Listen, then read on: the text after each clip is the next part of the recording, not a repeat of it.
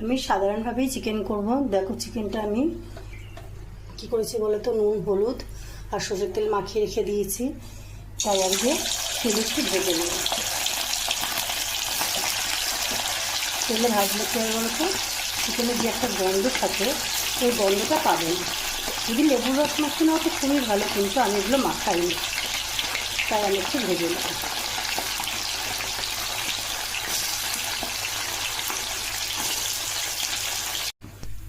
আগেই বলেছি আমি সাধারণভাবে চিকেন রান্না করব, তাই আমি জিরে ফোড়ন দিয়েছি, তেজপাতা দিলাম, একটা লঙ্কা দিলাম, একটু দারচিনি লবঙ্গ দিলাম।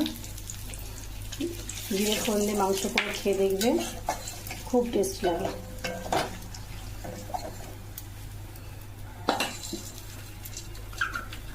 আমি এখানে পেঁয়াজগুলো একদম লাল লাল করে ভেজে নেব।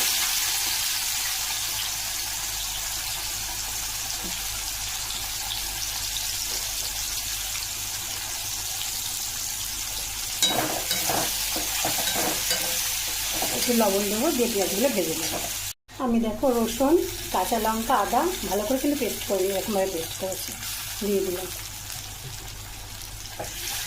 পেঁয়াজটা আমি এরকম করে ভেজেছি, না পুরো লাল না পুরো কাঁচা।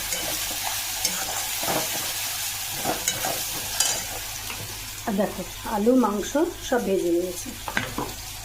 এবারে আমি দেবো দুটো টমেটো।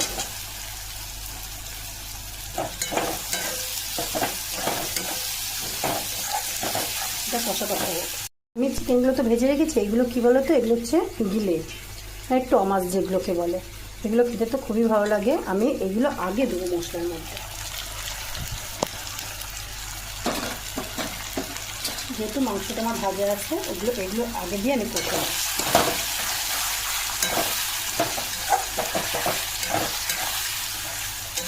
আমি কিন্তু এখন লাল লঙ্কা গুঁড়ো দিয়ে কিছু দিবি, তাও দেখো কালারটা কত সুন্দর চলে আসছে।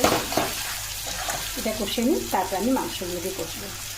এবারে বন্ধুরা আমি এগুলো সব দিয়ে দেবো, যেগুলো ভেজে রেখে দিয়েছিলাম।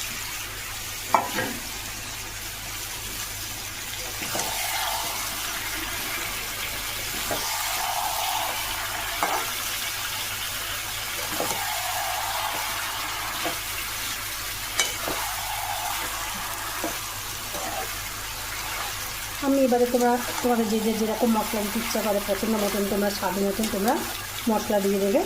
আমিও তাই করবো। জিরে গুঁড়ো, ধনে গুঁড়ো ভাজা আছে ওটাকে দেবো, হলুদ গুঁড়ো দেবো, কাশ্মীরি লঙ্কা গুঁড়ো দেবো, দিয়ে আমি চাপা দিয়ে রাখবো। এইবারে আমি আমার এই ভাজা